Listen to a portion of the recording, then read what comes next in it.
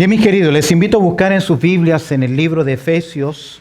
Estamos siguiendo la serie que lleva por título El andar de la vida cristiana, que tiene que ver con principios de vida.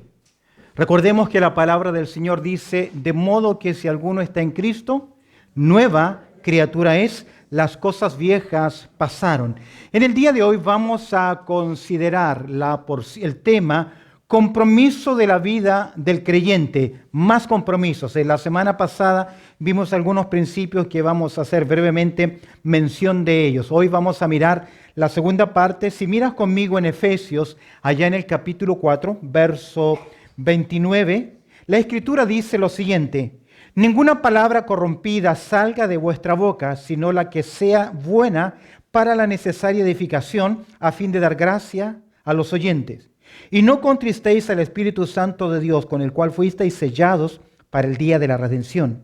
Quítese de vosotros toda amargura, enojo, ira, gritería, maledicencia y toda malicia. Antes sed benignos unos con otros, misericordiosos, perdonándoos unos a otros como Dios también os perdonó a vosotros en Cristo. Qué interesante exhortación. Recordemos que la vida cristiana, ¿qué es? Vida cristiana es una relación ¿con quién? Con el autor de la vida, Jesucristo. Esa relación, esa vida que Él me da vida, y como resultado, eso afecta, ¿qué cosa? Mi relación en primer lugar con Dios, mi relación con mi propia persona, conmigo mismo, con otros creyentes y obviamente también ¿con quién? Con el mundo. ¿Por qué? Porque la vida cristiana es una vida de relación con el autor de la vida. La vida cristiana es un estilo de vida. Tiene que ver con cómo nosotros nos planteamos frente a la vida. Por lo tanto, si yo he recibido a Cristo como mi Salvador personal, si usted y yo hemos conocido a Cristo, dice el texto, si en verdad habéis oído acerca de Él, si en verdad le hemos conocido, si en verdad estamos siguiendo sus enseñanzas, por lo tanto, debe haber una identificación de mi vida con la vida de Cristo. ¿Sabes cómo resumió el apóstol Pablo la vida cristiana? Para mí el vivir es Cristo y el morir es ganancia. En otras palabras, él dice, yo vivo a Cristo, pero lamentablemente hoy muchos se llaman cristianos. Muchos ponen en un censo, sí, yo soy cristiano, pero realmente un cristiano es aquella persona que ha nacido de nuevo y que vive a Cristo en su vida, afecta su vida. Por lo tanto, mi identificación con Cristo va a afectar ¿qué? La forma en cómo yo hablo. Lo que yo voy comunicando, diciendo. Mira lo que dice el verso 25. Por lo cual desechando, ¿qué cosa? La mentira, hablad verdad cada uno con su prójimo, porque somos miembros los unos de los otros. Eso va a afectar la forma en que yo me voy comunicando. Por lo tanto, el creyente siempre debe comunicar lo que es cierto, lo que es verdadero. También debemos aprender a controlar ¿qué cosa? La vieja fiera que tenemos muchas veces dormida en nuestro interior. Verso 26 y 27 que dice, airaos, ¿pero qué? No pequéis, no se ponga el sol sobre vuestro enojo, es decir, no te vayas a dormir, no permitas que el tiempo se prolongue con esos sentimientos. La ira no es pecado, pero descontrolada sí lo es. La ira es una reacción emocional normal. Pero cuando la dejamos, la permitimos, la cobijamos, la guardamos en nuestro corazón, ¿a quién le damos lugar? Verso 27. ¿Le damos lugar a quién? Al diablo. Y recuerda que Satanás trabaja en las áreas de las emociones. Dios trabaja en el área de los pensamientos. Renovaos vuestro entendimiento, pero Satanás afecta nuestras emociones. Seduce nuestras emociones. Por eso un compromiso es comunicar lo que es cierto. En segundo lugar, controlar el carácter, la vieja naturaleza. El viejo hombre, decíamos algo más en el estudio anterior, consigue las cosas de forma que son correctas. La exhortación de Pablo es muy clara. Él dice, el que hurtaba, ¿qué? No hurte más. ¿Qué debe hacer? Trabaje haciendo con sus manos lo que es bueno. ¿Para qué? Comparte lo que tienes con otras personas para que tengas que compartir con el que padece necesidad. Aquí está la filosofía del trabajo. ¿Por qué trabajamos? Para suplir nuestras necesidades. Porque somos responsables, porque Dios dijo, con el sudor de tu frente ganarás ¿qué? El pan de cada día. Por eso las Escrituras son fuertes en amonestar ¿a quién? Al ocioso, al que no trabaja. Pablo dice que el que no trabaja llega a ser peor que un inconverso. Finalmente, considerábamos en el verso 29, mira el compromiso de vida, controla qué cosa. Lo que vamos nosotros comunicando. ¿Qué dice el verso 29? Ninguna palabra corrompida salga de vuestra boca, ninguna palabra podrida, descompuesta. Ninguna palabra corrompida salga de vuestra boca, por el contrario, ¿qué dice? Ese sí no es un nexo de contraste. ¿Qué debe salir de nuestros labios? La que sea ¿qué? Buena, ¿para qué? Para la necesaria edificación, a fin de dar ¿qué? Gracia a los oyentes. El libro de Proverbios dice que las palabras del hombre son como un golpe de espada. Un golpe de espada puede hacer tres cosas. Pasar de largo y no hacer absolutamente ¿qué? Nada. Algunos de nosotros nos protegemos de lo que otros opinan diciendo los demás son de palo. No me importa lo que los demás digan. Pero hay otras personas que son muy susceptibles, muy débiles de carácter. Y que una mirada, que un comentario, que una expresión, ya inmediatamente ¿qué? Los afecta. Esa es debilidad de carácter. Pero la Biblia dice que las palabras del hombre son como un golpe de espada. Puede que no hagan nada. Puede que las palabras hieran a una persona. Hay palabras, hay comentarios que hieren. La psicología le llama las palabras negativas. Usted sabe que para combatir una palabra negativa se necesita contrarrestar 6 positivas.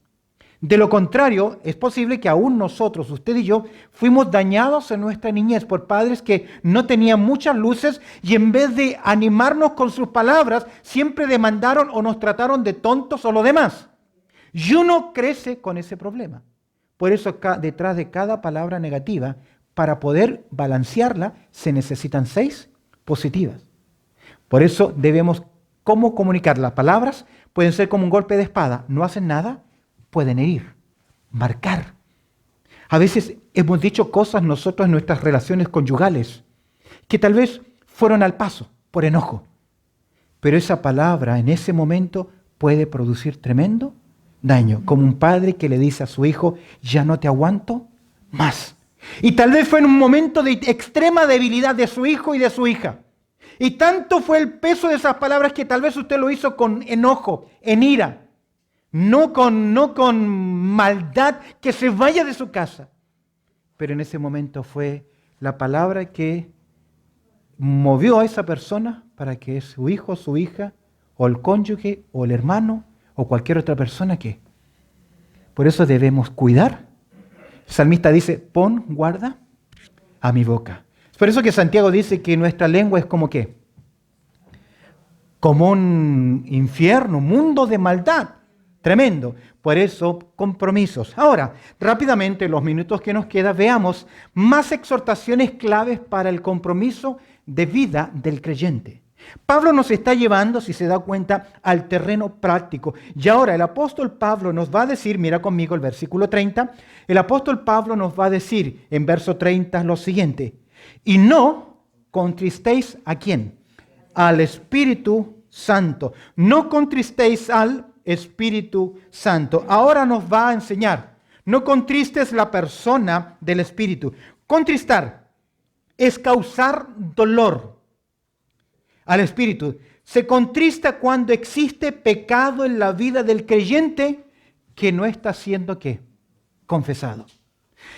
El Espíritu Santo está en nosotros y activa nuestra conciencia, se comunica con nuestro espíritu y cuando vamos obrando mal, el Espíritu Santo nos comienza a decir, arregla eso, arregla eso, arregla eso. No sé si usted tiene, hoy los carros automáticos más modernos, computarizados, le indican cada cierto kilometraje que usted tiene que hacerles ¿qué? Servicio. Arregla eso, llévalo al servicio. El Espíritu Santo es eso lo que va haciendo en nuestras vidas. Por eso el apóstol Pablo dice, cuando un creyente persiste en pecar, en desobedecer, lo que está haciendo es no permitir que el Espíritu Santo siga activando su conciencia, mostrándole está mal. Puede llegar al punto que ese creyente adormezca, ¿qué cosa? Su conciencia. Yo recuerdo en mi país tenía un compañero, estábamos en la iglesia, éramos todos jóvenes, tal vez él es un par de años mayor que yo. Egresó de su colegio y comenzó a trabajar en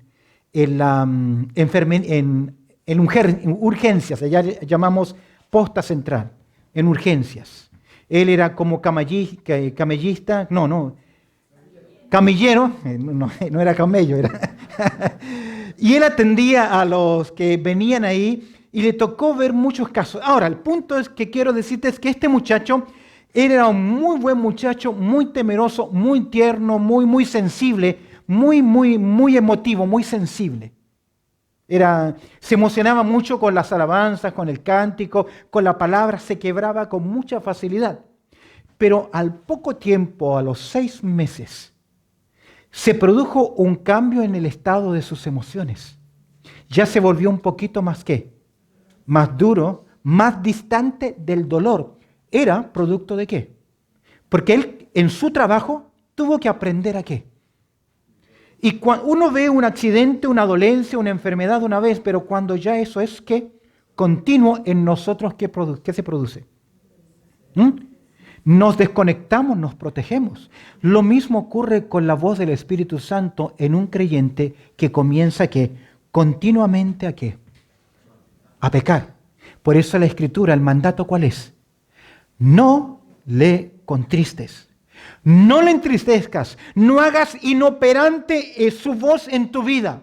Guarda mucha relación con no apaguéis al Espíritu, de tal forma de achicarlo, de contristarlo, de meterlo tanto en un extremo que no le demos en nuestra vida el lugar que Él necesita. ¿Para qué? Para trabajar en nosotros. ¿Qué ocurre entonces cuando un creyente comienza ¿qué? A pecar? ¿Qué pasa con el creyente que peca? ¿Qué ocurre? El creyente que ha de confesar, ¿qué debemos hacer frente al pecado? ¿Qué debemos hacer? Lo que es lo que Dios dice con respecto al pecado y el creyente. El creyente ha de confesar su pecado, ¿para qué? Para restablecer su comunión con Dios. ¿Por qué? Porque si no confesamos nuestro pecado, poco a poco comienza a romperse la comunión que tenemos con Dios. No perdemos nuestra condición de hijos. Pero sí perdemos ¿qué cosa? Nuestra comunión con Él. Que nunca ocurra con ninguno de nuestros hijos. Pero imagínate que en algún momento tu hijo se vuelve tan rebelde que comienza a violar las leyes. Y en una de esas violaciones de las leyes de Australia, la policía le descubre y le encierra, le encarcela. Él, estando ahora en la cárcel, porque lo descubrió la policía por haber violado varios atracos o lo que haya ocurrido, ¿dejó de ser su hijo? ¿Ah? ¿Le causó tristeza? ¿Le causa tristeza? Tal vez lo que se rompe es, ¿qué cosa? El contacto directo, pero jamás, ¿qué cosa? Jamás deja de ser su hijo. Aunque algunos de nosotros le decimos en tanta rabia a nuestros hijos que ya no vas a hacer más que... Mi hijo no puede sacar los alelos sanguíneos. Ahí están. Es su hijo en genética. Nosotros, pero cuando el creyente peca y reconocemos, porque el Espíritu Santo ha trabajado en tu conciencia y en mi conciencia, y algo importante, si tú vives en pecado, estás cometiendo pecado y no sientes ningún pesar ni nada, yo me entraría ¿qué? A preocupar, porque el Espíritu Santo trabaja en esa área. Ahora, ¿qué hacemos con el pecado? Si confesamos nuestros pecados, el creyente ha de ¿qué? Confesar su pecado. ¿Qué es confesar? No es solo repetir, no es decir, uy, Señor, pequé. No es así. La confesión que lleva algo más. La confesión, el pecado confesado, reconocido, exige la disposición para dejarlo definitivamente. Es decir, que no simplemente es que, hablé mal una vez de una persona, ahí está, no lo voy a hacer más. La confesión requiere que debe haber de parte de nosotros un reconocimiento y una disposición para acá. ¿Para qué? Para dejarlo definitivamente. Proverbios 28, el verso 13 dice lo siguiente: mas el que confiesa su pecado. ¿Y qué más? Y se aparta. ¿Qué dice el texto? Alcanzará misericordia. Por lo tanto, hay que confesar. Decir a Dios, Señor, pequé. Segundo lugar, debemos tener la disposición de ¿qué? De dejarlo. Algunos ya están esclavos en esa condición. ¿Te has fijado que a veces los que consumen algún tipo de droga, de alucinógenos o de alcohol, siempre están que ya lo voy a qué? A dejar, lo voy a dejar, pero en el fondo ¿qué? No quiere. La confesión va de la mano también con el determinar qué cosa. Dejaré atrás. El Señor nos da la fuerza para hacerlo. Hay poder en las Escrituras, hay poder en la palabra de Dios, hay poder en la oración. No hay adicción que el creyente no pueda dejar si no se entrega ¿a quién? A Cristo Jesús. Porque las armas de nuestra milicia no son carnales. Tenemos la facultad para hacerlo. Tercero, algo muy importante, el pecado. Con respecto al pecado. El arrepentimiento, escúcheme bien, lleva aparejado un cambio de vida que retorna a una esfera de santidad práctica.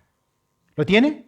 Cuando uno confiesa, cuando uno se aparta, se arrepiente y ese compromiso lleva a que el creyente vuelva a un estado práctico. Mira conmigo en Apocalipsis capítulo 2. Ve conmigo en tu Biblia Apocalipsis en el capítulo 2.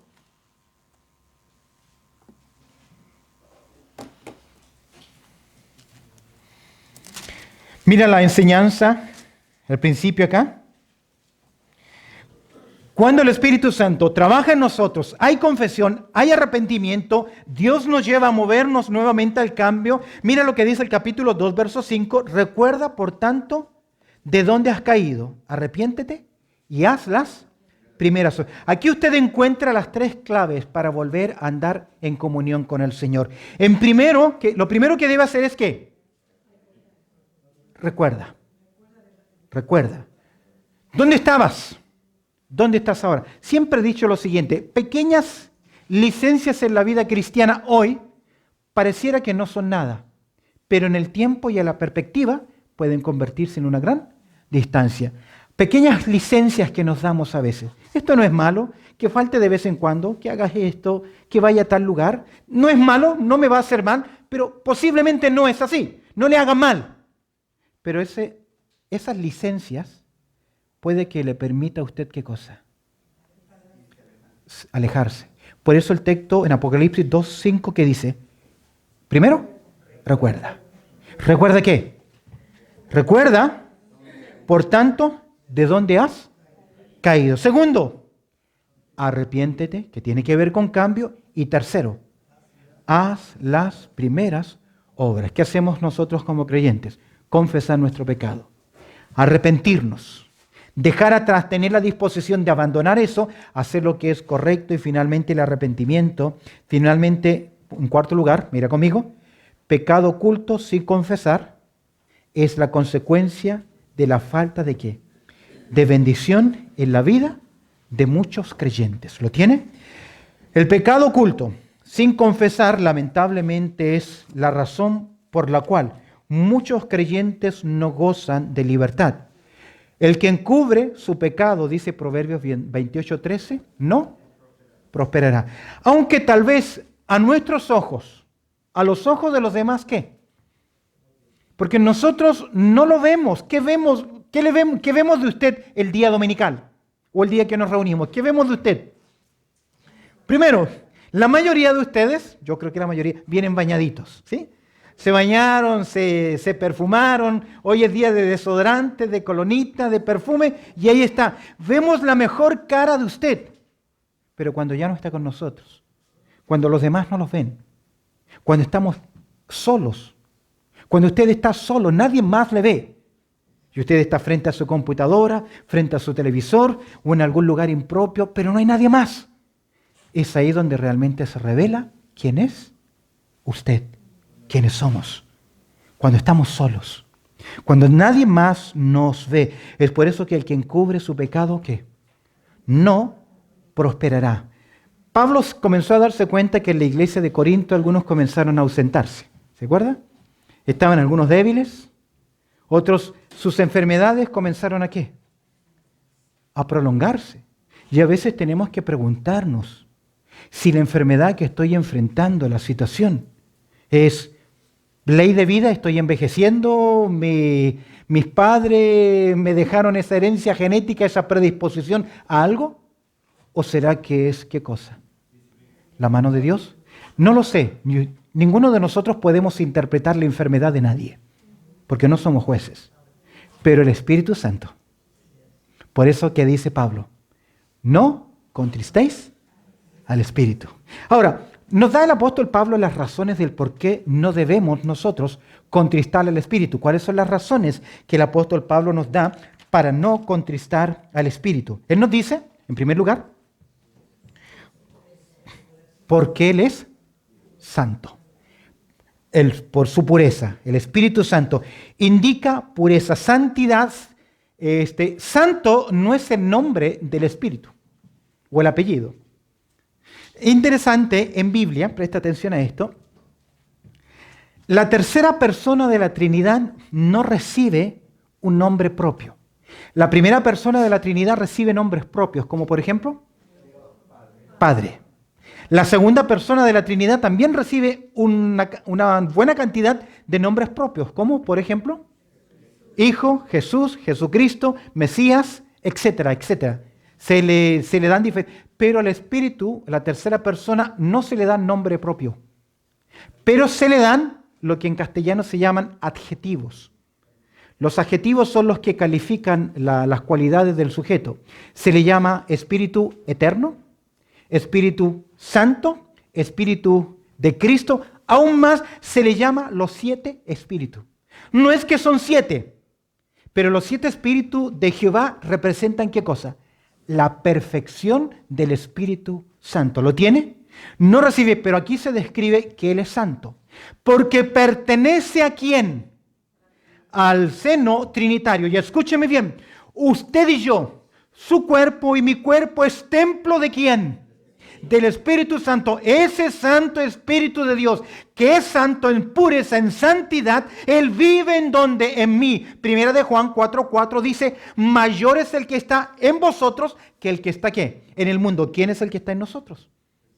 El Espíritu Santo. Por eso usted debe preguntarse a los lugares que va. No va acompañado solo. ¿Va quién en usted? Lo santo de Dios. Ahora santo. Santo porque no solamente no practica aquello que es malo. Dios se ha autolimitado. Dios es todopoderoso. ¿Amén? ¿Lo cree o no? Él puede hacer todo. ¿Puede hacer agua seca? ¿Ah? ¿Y un triángulo redondo? ¿Dios lo puede hacer? ¿Ah? Nada imposible. Ahora, hay algunas limitaciones en Dios, por las cuales Él se limita. Él no va a romper leyes que ha establecido. Él no va a hacer agua seca, porque por naturaleza el agua ¿qué? Contiene ¿qué? Humedad. Usted dice, sí, lo puede hacer. Dios no lo va a hacer. Se llaman las autolimitaciones de Dios. Dios en su santidad no puede ¿qué? Pecar. Pero no solamente eso, sino que es orientado para hacer siempre lo que es correcto, lo bueno, lo justo. Aún, escúcheme bien, su acción de ira, aún su acción de juicio, aún su acción de decirle al hombre, merecerás el castigo y la condenación eterna, jamás obedece a una motivación engañosa. Porque Dios es lento para la ira y grande en ¿qué? En misericordia. Y Dios jamás enviará a ninguno de sus hijos a la condenación. ¿Por qué va el hombre? Se llama retribución. No os engañéis, Gálatas 6:7. Todo lo que el hombre sembrare, eso también segará. Pablo nos dice, no contristes al Espíritu. No lo pongas en un rincón que casi sea inoperante en tu vida. Recuerda que Él es santo y tu cuerpo también le pertenece a Él porque somos templos del Espíritu Santo. La próxima vez que usted vaya a hacer algo impropio con su cuerpo, lo lleve a ciertos lugares que no deberíamos llevarlo. Piense muy bien que lo santo va con usted. Es por eso que nosotros decimos que un creyente que ha conocido al Señor y que quiere volver al mundo, no es feliz ni en el mundo, ni tampoco en la iglesia. Queda en tierra de nadie, porque no podemos servir a dos señores. El tiempo lo demostrará. Razones para no contristar al Espíritu, en primer lugar, por su pureza. En segundo lugar, por su posición. ¿Porque qué? No solamente es santo, apartado del mal, orientado a lo bueno, sino que también es un integrante ¿de qué? De la naturaleza divina. Ojo, que mentir a Dios, mentir a los hombres, mentir a los hermanos, es mentir también ¿a quién? Al Espíritu Santo. ¿Recuerdas el caso de Ananías y Zafira? Ellos, ¿qué hicieron? Vieron ellos que uno de los discípulos del Señor, Bernabé, vendió su propiedad y lo puso a los pies de los apóstoles y se llamaba José. Y los apóstoles le apodaron Bernabé, hijo de consolación. Y ahí estaban Ananías y Zafira mirando. Se hizo amigo de los líderes. ¿Y qué quisieron hacer Ananías y Zafira? ¿Ah? Pues si a ellos les fue bien con los apóstoles, eso se llama ser arribista. Buscar a los que están allá arriba para de alguna forma estar con ellos y sacar algún reconocimiento. Si la iglesia reconoció, wow, lo que hizo, ¿por qué no nosotros? Dice el texto en Hechos capítulo 5 que ellos fueron y vendieron la propiedad. No sé cuántas eran o cuál era, no sé tampoco el valor. La esencia de la enseñanza es que lo vendieron y ellos dijeron, ¿por qué no nos quedamos con una parte? Y hacemos que hemos traído ¿qué? Todo. Ellos esperaron que el reconocimiento, ¡wow! Lo hicieron voluntariamente y han traído todo a los pies. Llegó primero ¿quién? Ananías. Y puso ante los pies de Pedro eso y se dio cuenta, Pedro, bajo el don de ciencia, está mintiendo. ¿Qué le ocurrió? ¡Guau! Juicio. ¿Y su esposa dónde estaba? No creo que estaba en la casa, yo creo que se fue al Westfield, al shopping center. Porque como se quedaron con una parte, ella se fue a comprar todo. Ya me imagino, desde la cabeza a los pies, ella que se remodeló entera. Por ahí hasta se pagó algunos cambios en el cuerpo, no sabemos. El asunto es que llegó después. Y mira qué interesante, Pedro le da la oportunidad. ¿Convenisteis en tanto? ¿Te pusiste qué? ¿Le dio la oportunidad de qué? Tal vez ella pensó, ¿será que Pedro tal vez se volvió a sacar otra parte? Ella era la ayuda idónea, pero no fue la mujer idónea, porque no estuvo a la altura de qué. Ella, como temerosa del Señor, tendría que haberle dicho, marido, esposo mío, no es correcto. Aquí usted tiene una gran lección. Una gran lección usted como esposa. Si su esposo le pide cosas que no son correctas, usted tiene todo el derecho para decir que no. No. El amor también pone ¿qué? Freno. Eso también es amar. Y la elección es que vino el juicio de Dios. Así como cayó el juicio sobre él, cayó también el juicio sobre ella.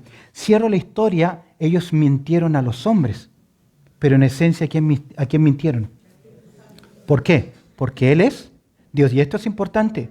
Tanta gente cree, ¿no? El Espíritu es una fuerza, es una energía, es el power de Dios, el poder de Dios. Es una persona a la cual le podemos contristar. Cierro el tema con Ananías y Zafira. Primero llegaron los jóvenes y tuvieron que recoger el cuerpo ¿de quién? De Ananías. Cuando regresaron los jóvenes, de nuevo tuvieron que cargar ¿qué? El muerto. ¿Será que ahí comenzó la canción que dice, ese muerto no lo cargo yo? No importa. ¿Qué pasó ahí? ¿Sabes qué? No hubo servicio fúnebre. No los lloraron, sino que inmediatamente ¿qué? Los enterraron. ¿Te has fijado a veces? Mueren creyentes tremendamente carnales. Nunca fueron fieles, constantes, temerosos del Señor. Y en los servicios funerales, ¿qué hacemos? Hablamos maravillas. Todo eso no es cierto. Así dicen, no hay muerto que sea ¿qué? Malo. Si tuviesen que poner en nuestra lápida lo que fuimos, volvamos al principio. Pablo nos dice, no contristes al Espíritu de Dios. ¿Por qué? Primero, porque Él es santo. Segundo, porque Él es Dios, por su posición. Y en tercer lugar, ¿qué? Por su propósito. Me encanta esto. ¿Cuál es el propósito del Espíritu Santo en nosotros? ¿Sabes que el apóstol Pablo nos enseña que el Espíritu Santo es las arras? Pablo agrega algo más acá. ¿Qué dice acerca del Espíritu Santo? Que Él tiene el propósito de ¿qué? Sellarnos para el día de la redención. Oye, ¿qué es un sello? Escuchaba un día a un profesor, Charles Ryrie, un escritor, hay varios libros de él, Teología Básica de Ryrie. Él escribió un libro y lo mandó a la editorial y cerró, metió sus papeles en el sobre, le pasó la lengüita, lo llevó al correo, le puso el sello y la compañía le puso el sello y el libro quedó ya en el correo, en la post office. Luego él se dio cuenta que en su maletín había olvidado una hoja del libro. Fue a donde la persona de la post office y le dijo, por favor, me olvidé de poner esta hoja más, ¿me puede entregar el sobre? ¿Sabe qué le dijo el oficial? No. Pero si es mío, yo lo acabo de entregar, sí, pero es que en estos momentos tiene ¿qué cosa? El sello, y eso hace que nuestro deber es que llegue ese sobre ¿a dónde? A su destino. ¿Qué tenía que hacer? Viajar el pobre hermano para enviar nuevamente otra carta o otro documento. ¿Por qué? Porque ya tenía ¿qué cosa? Esto es importante. El Espíritu del Señor lo recibimos en el momento de conocer a Cristo como nuestro Salvador personal. ¿Y se ha convertido en qué? En nuestro sello. Usted y yo tenemos una garantía. ¿Cuál es la garantía? ¿Cuál es ese sello? ¿Cuál es la finalidad? Resguardarnos, protegernos. El Espíritu Santo está con nosotros hasta el día de ¿qué? ¿Qué dice el texto acá? De la redención. ¿Qué será el día de la redención? ¿Qué será este día de la redención? ¿Podría ser qué? Yo ya fui redimido. ¿Usted fue redimido? Amén.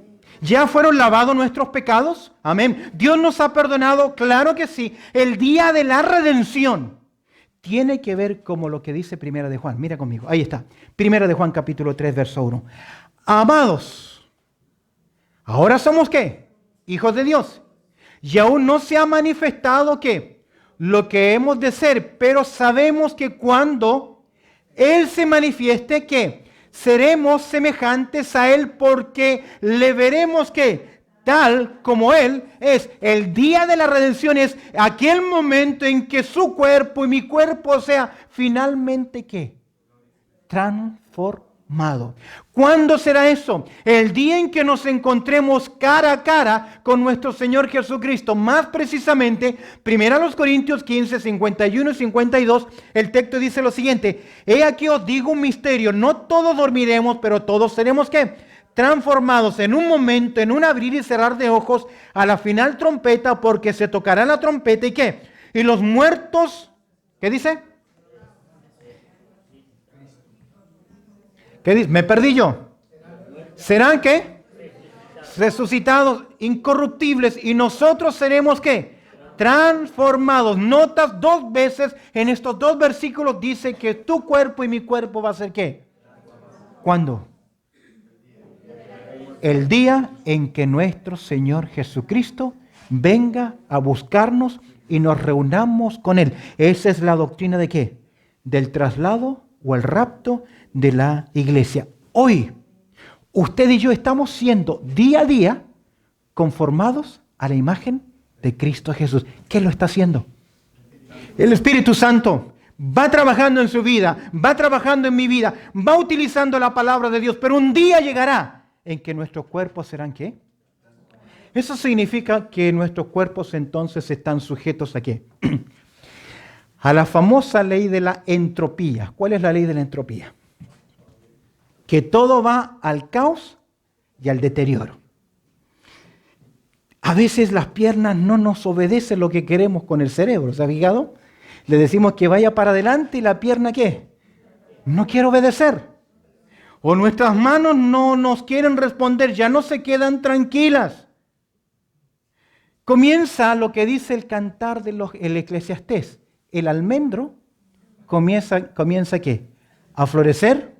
Los valientes comienzan ¿a qué? A temblar, los vigilantes, los ojos ya no ven y comenzamos a perder la sonrisa. No porque no la tiene. ¿Perdemos qué? Quedamos chocos y cholcos. Ciegos y cojos. Patojos, sí. Rengo, dicen los argentinos. Pero un día, nuestros cuerpos van a ser ¿qué? Por eso Pablo dice, no contristes al Espíritu Santo. Termino con esto, sobre la transformación nuestra. El Espíritu Santo garantiza, es el sello de ¿qué dice el apóstol Pablo? Que es el sello de nuestra redención. Es decir, está asegurada. Aunque ahora nos caigamos a pedazos, un día ¿qué? Usted y yo seremos sueltos porque se siembra en corrupción y se resucita en incorrupción. Un día nuestros cuerpos, su cuerpo, serán nuevos y diferentes. Ya no tendremos esos defectos y esas cosas que por ahora nos atormentan. Había un misionero, había un americano que trabajó en Vietnam, estuvo en la guerra con Vietnam, y luego vio tanta miseria, tanto dolor, que al final de la guerra decide volver, pero esta vez no como soldado del ejército de los Estados Unidos, sino que vuelve como soldado del ejército del reino de los cielos. Volvió como misionero. Y un día él estaba ministrando en una aldea donde habían 2 hermanas que lamentablemente tenían problemas en su cuerpo, tenían lepra. A una de ellas le faltaban partes de una mano, a otra parte de una pierna. Y el predicador estaba diciendo, un día nuestros cuerpos van a ser transformados. Y una a la otra de estas 2 hermanas enfermas se decían, ¿oíste lo que dijo el predicador? Y levantó su mano que le faltaban dedos. Está diciendo que un día voy a tener ¿qué? Dedos. Y la otra movió su pierna diciendo, un día yo voy a tener ¿qué? Mi pierna completa. Eso es la esperanza que tenemos. ¿Quiénes? Los hijos de Dios. Y ese Espíritu hace real esas promesas. ¿En dónde? En mi corazón. Pero ¿cuál es su deber? ¿Cuál es mi deber? No contristes al Espíritu Santo. Si has pecado, si te has equivocado, ¿qué debes hacer? Confesar, arrepentirnos, dejar atrás y seguir en obediencia. El salmista David escribe en el Salmo 32, cuando me callé, mis huesos se envejecieron. Perdí mi verdor, mi energía. Pero en el Salmo 32 dice, bienaventurado es el hombre a quien Jehová no inculpa de pecado. Si alguno hubiese pecado, abogado tenemos, pero ¿perseveraremos en el pecado para que la gracia abunde? Si usted es un hijo de Dios, si usted es una hija de Dios, si usted tiene el Espíritu de Dios en su vida, que es el sello que le garantiza que su destino es seguro, ¿por qué seguir contristando al Espíritu Santo con hábitos, con cosas que no son ciertas? Termino diciendo lo siguiente, a veces nuestro pecado no es cosas que estamos haciendo mal. Tal vez usted no las hace, no está cometiendo eso. Pero a veces cuando no hacemos lo que es correcto, también es ¿qué? Es pecado. Mire su vida y pregúntele, Señor, dígale al Espíritu Santo de Dios, dígale, Espíritu Santo, hay cosas que yo no estoy haciendo y que debo hacer y por lo tanto te estoy contristando. Tal vez usted ya no ora diariamente. Tal vez usted no lee la palabra de Dios todos los días. Tal vez usted no está dando generosamente a la obra del Señor. Tal vez usted no está hablando a otras personas acerca de Cristo o no está dando un buen testimonio o es una persona completamente diferente en su trabajo, en su hogar, que acá. No sé. Pero que el Espíritu Santo de Dios le diga, corrija eso. Los que son hijos de Dios, dice Pablo, son guiados por el Espíritu Santo de Dios. Amén. Que el Señor añada su bendición a su palabra. Oramos. Bendito Padre Celestial, te damos gracias, Señor, por tu amor, también por tu cuidado y la oportunidad que nos concedes, Señor, de estudiar tu tu palabra. Te agradezco, Señor, por esta oportunidad que tú nos has dado, Señor, de ver en ella, en tu palabra, verdades prácticas, Señor, para nuestras vidas. Te agradezco, Señor, por tu amor y tu cuidado. Y te pido, Señor, que podamos ser sensibles a la voz de tu Espíritu Santo. Si hay cosas en nuestras vidas que necesitamos mejorar y cambiar, que podamos ser sensibles a tu voz, a la voz de tu Espíritu Santo, porque queremos andar en obediencia, reflejar en nuestras vidas el carácter de Cristo Jesús. Te agradezco, Señor, por tu amor y por tu palabra, orando a través del precioso nombre de Cristo Jesús. Amén y amén.